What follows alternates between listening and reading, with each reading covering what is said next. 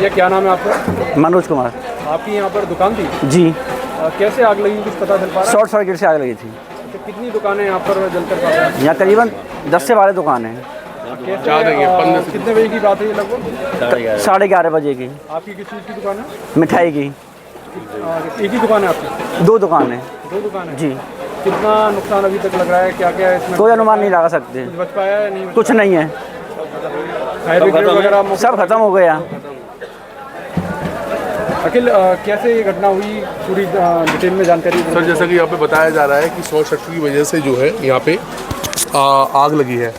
पर देखा जाए तो एक तरीके से यहाँ पे स्थानीय लोगों ने भी बहुत बड़ा प्रयास किया नुकसान से बचाने के लिए, लेकिन प्रयास जिसने किया सफल नहीं हो पाया। पर लेकिन 90% दुकानें जल चुकी हैं, पूरा माल मतलब सभी लोगों का बर्बाद हो चुका है।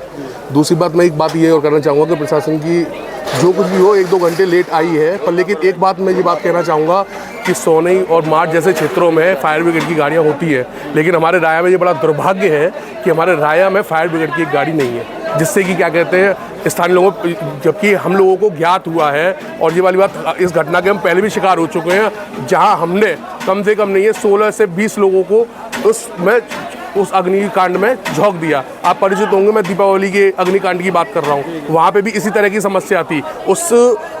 उस हादसे से हमने कोई सबक नहीं लिया और राया में आज भी एक क्या कहते हैं फायर ब्रिगेड की गाड़ी नहीं है, और यहाँ पे कम से कम 1 से 2 घंटे फायर ब्रिगेड की गाड़ी को आने में लगे, कम से कम नहीं है। मैं यहाँ पे देख रहा था, यहाँ से लेकर वहाँ तक सारी जो है हमारी क्या कहते हैं दुकानें यहाँ पे बर्बाद हो गई थी। स्थानीय लोगों में हम यहाँ पे आए हैं, सभी लोग आधी रात में प्रयास कर रहे थे अग्नि को बुझाने के लिए, किसी का हाथ भी जला है, कभी कुछ भी हुआ है, पर लेकिन जो है आग पे काबू पाने की कोशिश की है, पर लेकिन आग इतनी बढ़ चुकी थी कि हम लोग काबू नहीं कर पाए। आपकी दुकान भी बिल्कुल इसके सामने थी? जी बिल्कुल। पहले एक दुकान में आग पकड़ी और धीमे धीमे लगभग 20 से ज़्यादा दुकानें बताई जाती हैं। जी सर बिल्कुल, क्योंकि बहुत से लोगों के खाते भी जले हैं, जिन्हें उनसे लेन देन करना है, कम से कम नहीं लाखों रुपए के उनके खाते भी जल गए। किससे उनको पैसा लेना है, क्या है, नुकसान व्यापार में बहुत है।